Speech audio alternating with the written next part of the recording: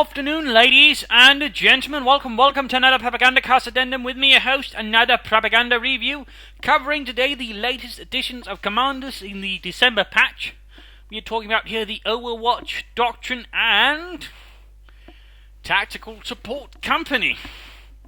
Initially available at free, later available at a certain price, though of course in a few days after it's sort of been made freely available, it will be at a slightly lower discount there, so there'll be some things there. But overall, 2 commanders, 1 American, 1 Oberkommando West, joining in alongside the recent Heavy Cavalry and, of course, Firestorm.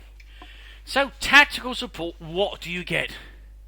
You get access to the Browning Light Machine Gun, an ever-popular upgrade there from the Infantry Company, but with a few other additions there. Get the M5 half-track transport, which basically means as American, you get a half-track with no strings attached, unlike, say, mechanized, which gets you a half-track assault group. So that one, you don't actually have to pay all that extra manpower. Plus, this one, like the Soviet, can be upgraded to the AA half-track, when unlike the Soviet, that one can self-repair, meaning that one's a lot bloody nastier.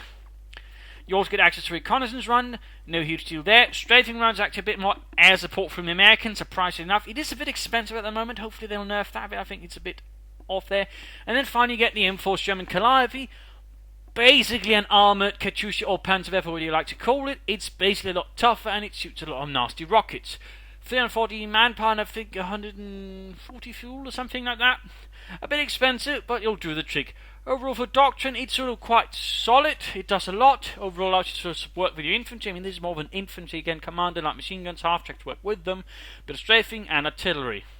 So it's sort of like, using the American rifleman. I mean, this is pretty good. You can also use it to support other elements, but it's really sort of blends in well with the American infantrymen, most of all, and overall works well in supporting them during the attack. It's not necessarily going to be so fully focused on them like others, but it can do quite a bit with them. So overall, pretty solid Doctrine really, and unless you're really looking for something much more vehicular specific, you're not going to miss out overall. So overall pretty good Doctrine. For the Oberkommando West, of course, we got the Overwatch, bit more unique in a sense. It's got the Goliath, which costs 100 munitions. It basically blows stuff up. Can hide and cover, can be spotted. Of course, there'll be a Propagandacast on that more specifically, but overall, pretty decent. Forward receives basically means, any units close to spare Wehrmacht Schlepper there that's close, in the minimap, gets revealed, meaning you sort of got a bit more advanced warning. Early warning, even more so. It basically rigs every point you grab with a flare, unless of course your opponent mindfully won't trigger, but otherwise it will trigger firing off there, allowing you to see around area there, so it can actually make it a lot harder to surprise, a lot harder to harass, because you can't do it so easily, because again, the flares do grab your attention. There's all that bang, and then poof, flare, so it can really also give you just some early detection and make it harder for the opponent to creep up on you and just surprise you.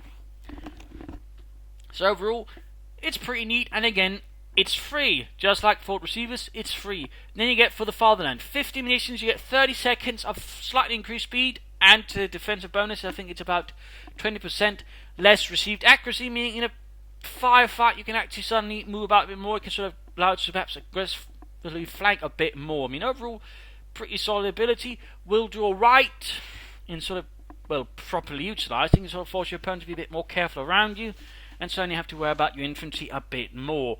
So no rule, pretty decent. Sector assault. Basically what happens is, every contest called in on a sector called in, then aircraft will basically hit any vehicles and infantry in the nearby area. Machine guns, bombing runs, I think, maybe also attack runs with sort of anti-tank aircraft. I'm actually surprised the bombing runs, because the description actually mentions none of that, actually just says Stukas, but the thing doing the bombing is definitely not a Stuka. But basically 250 munitions and anything in that area will get hammered quite severely. So in that sense again, overall it's sort of a defensive style Doctrine. It's not like Fortification, which is overall a lot more static. It's overall more of a mobile defense, but unlike mobile defense, I suppose it does have more actually defensive abilities around it. And in that sense, it's pretty decent actually. It works well. In particular, again, you have advanced warning if you like the lives, if you like blowing stuff up. Sector assault is pretty good. For the Fatherland, also has plenty of utility.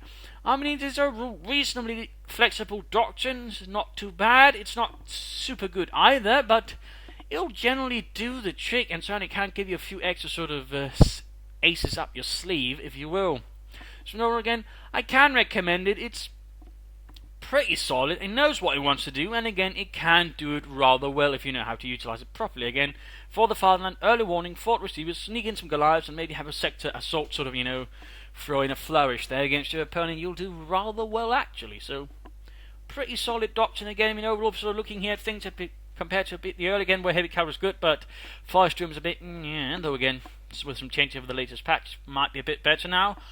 Overall, it's a pretty solid doctrine, and again, you're not going to go wrong in Tiny Soldier Gate. If you're sort of looking for something more aggressive, obviously, Overwatch Doctrine is not quite your thing. Again, if you're more vehicular focused, again, it's not your thing. It's sort of more focused on sort of more flexible mobile defense. It's not something that's just going to allow you to lock down a part of the map. It's more about, outmaneuvering your opponent while he's attacking you, trying to bleed him out that way. It's very much about attrition defensively. Again, that's partly also where For the Father then sort of kicks in. So if you're sort of into that kind of playstyle, Overwatch Doctrine is very much your thing. So I think that rather covers again 2 solid commanders, really. Rather, I think, pretty well balanced. There might be some things that need some tweaks, possibly the Calliope and possibly the Sector Assault, but overall, and For the Fatherland, really, that one's tricky, but overall, pretty good stuff, and you're not going to go wrong in town buying any of those too. So, that covers it. Hopefully this has been enlightening. Hopefully it's been more useful for you, my dear viewers. If it did, feel free to like the video, subscribe, tell your friends, share it with everyone. If this is information, cheers, thanks for watching, and hope to see you all another time. Bye.